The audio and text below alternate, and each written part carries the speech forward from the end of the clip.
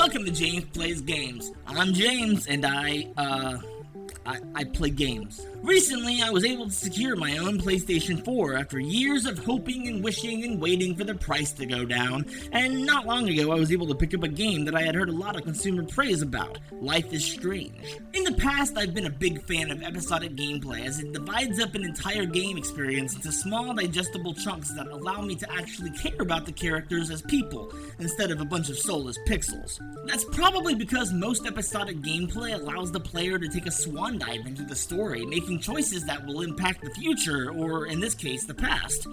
Let's take a look at Life is Strange. Life is Strange is an episodic title developed by Don't Nod Entertainment, which is the studio responsible for the 2013 title Remember Me. Enter Blackwell Academy, where Max Caulfield is studying photography when she discovers that she has the ability to rewind time after witnessing a school shooting. Throughout the story, you must make specific choices that will impact the past, present, and future of the series as you know it, all culminating in a massive storm that will destroy the quaint Oregon town of Arcadia Bay by the end of the week, unless you can prevent it. Life is Strange differs from episodic titles like Telltale's The Walking Dead in many ways thanks to its initial setup. Having to deal with the flow of time opens a lot more doors than in a game where survival is the #1 priority, and the ability to directly change the past within the story is a nice touch. Stories dealing with time travel often don't seem to make linear sense, especially if they jump back and forth, but Life is Strange managed to make mostly everything in the timeline logical and reasonable. Granted, there were some logical fallacies within the game's structure, mostly brought about by a choice that you make later in the game. It's only a problem if you choose one of the final options, but it's fine if you choose the other. However, I won't spoil anything in case some of you haven't played yet. Much could be said about the dialogue writing of the series, however. Largely antiquated terms such as hella and wowzer are heard quite frequently, and besides that, the hipster teenagers are written like Steve Buscemi attempting to disguise himself as a fellow kid.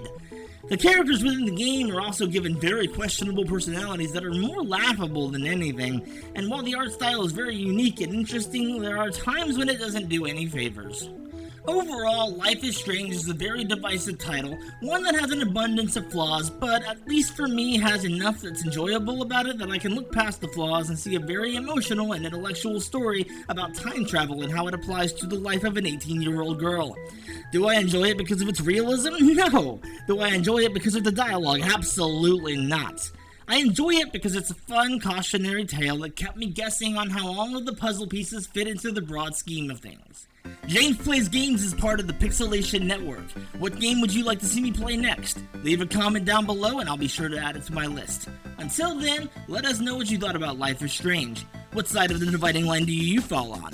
We'll see you next video. Thanks for watching.